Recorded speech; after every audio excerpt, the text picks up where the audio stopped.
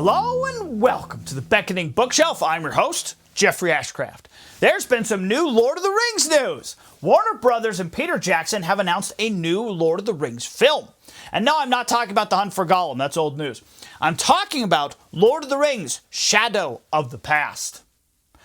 The big thing associated with this news, apart from the fact that it's a Lord of the Rings movie, is who is co-writing this new movie, and it is none other than Stephen Colbert of late night fame. He is co-writing this along with his son, Peter McGee, who is a screenwriter, and Philippa Boyens, who is also a screenwriter, and she worked on Peter Jackson's Lord of the Rings trilogy and the Hobbit trilogy, so she's got some experience. Now, I'm not going to talk much about the screenwriters. I don't want to focus on them. I want to focus more on the story itself. But I will say this. A lot of people are concerned about Colbert writing a new Lord of the Rings movie. And that is because Colbert is very partisan. His current entertainment is very partisan. He caters to one particular audience. And if he wants this movie to be good, he's going to have to broaden that audience. He's going to have to bring in more people. So, we'll see how it goes, but let's get to the more interesting part. What is this movie going to be about? Well, apparently, this movie will include, and potentially at least stems from, 6 chapters from the Lord of the Rings, from particularly the Fellowship of the Ring. The chapters are Chapter 3, which is titled Three is Company, to Chapter 8, which is titled Fog on the Barrow Downs. So what happens in these chapters if you haven't read the books? Well, if you've seen the movies, Frodo and Sam leave Bag End, run into Merry and Pippin, they escape the Nazgul, and they wind up on Buckleberry Ferry, right? Well, that's basically Chapter 3 to the beginning of Chapter 5. And then in the movie, they're suddenly in Bree. So the movie jumps from Buckleberry Ferry to Bree. Well, in that jump, the book actually has 4 chapters of content in which the hobbits meet Old Man Willow, Tom Bombadil, and a Barrow-wight. And when I say meet, I'm understating what happens. But that's basic. So basically, there's a lot of adventure that was not included in the movie, and it's understandable why it wasn't included. Because you really want to get the story going. You want to get Aragorn. You want to get them moving along, and having them pause for these other events, it can really slow down the beginning of the film. So, this new movie will apparently include stuff that was left out of the movies that are in these chapters. So, let's take a look at the synopsis, because Warner Brothers actually posted the synopsis of the movie, which is cool. Quote, 14 years after the passing of Frodo, Sam, Merry, and Pippin set out to retrace the first steps of their adventure. Meanwhile, Sam's daughter Eleanor has discovered a long-buried secret and is determined to uncover why the War of the Ring was very nearly lost before it even began. Ooh. So when it says that Sam, Merry, and Pippin set out to retrace the first steps of their adventure, again, it seems like it'll focus on what happens to them between Bag End and Bree. So that presumably will be the focus. Now, one other thing I want to point out with this synopsis, the passing of Frodo, it makes it sound like Frodo died. He didn't die. He went to the Undying Lands from the Grey Havens. So it's really weird phrasing here, the passing of Frodo. So I thought that was weird. But let's move on. So we know that it will include the events from the 6 chapters that we already talked about, but it's 14 years later. What's going to be going on with Eleanor? What's going to be the main focus of this story? What's this secret that she's going to uncover?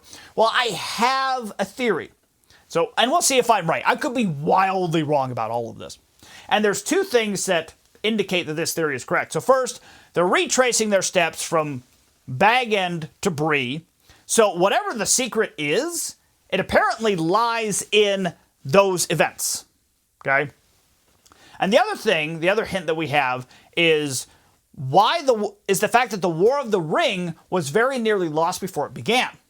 So that leads to the assumption that Frodo nearly lost the ring in the beginning of the story, at the beginning of the adventure. And the only times where Frodo is practically in danger in these chapters are with the Nazgul, which that's already covered in the movie, so we can exclude that. Old Man Willow, which that's just a tree. Is there really all that? Are there all that many secrets associated with the tree? And with Tom Bombadil, they're not in trouble at all. So that doesn't seem to fit, even though there's a lot of secrets associated with Tom Bombadil. But there is a Barrow-wight that threatens the hobbits. He's going to sacrifice the hobbits. And there's a lot of secrets to the Barrow-wights. We don't know a whole lot about the Barrow-wights. We just know that they are evil spirits from Angmar and that they were going to sacrifice the hobbits. Well, it was going to sacrifice the hobbits. I think there was only one. And we know a few other small details, but that's about it. So if they're going to uncover secrets to some danger, to some danger that threatened the hobbits in the beginning, I'm wondering if it's going to focus on the Barrow-wights. That could be what this whole movie is going to be focused on is who or what are the Barrow-wights, and maybe getting rid of them in their entirety. Who knows? That's my potential guess. I could be wildly wrong, but it'll be interesting to see where they go with that. In other news, there is the official trailer for HBO's Harry Potter series also released this week. And I won't talk a whole lot about this because right now there's not a whole lot to say. But I will say that it looks promising. It looks good. Do I think it looks amazing yet? Well, no, not exactly.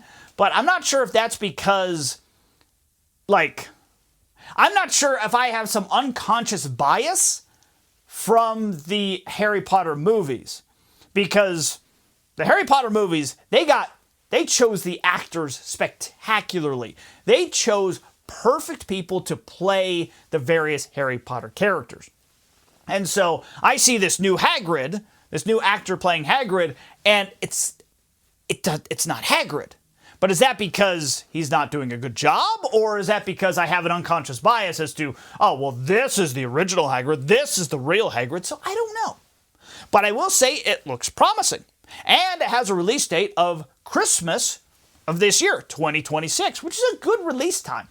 Because, interestingly, at least the first Harry Potter movie has kind of become a Christmas movie. Because it has Christmas in it, I guess. But anyways, that's the book news that I have for you this week. And have you seen the official teaser for the Harry Potter series? What do you think? What's your opinion? Are you excited? Are you not excited? Do you think it's going to be good? And also, what do you think of this new Lord of the Rings film, Shadow of the Past? Do you think it's going to be good? And what do you think it's going to focus on? What's this secret that Eleanor will supposedly uncover, and how was the War of the Ring almost lost in the very beginning? I still think it's a Barrow-wight, but I could be wrong. Anyways, thank you for being here. Thank you always for being here. You are amazing. Go find yourself a good book.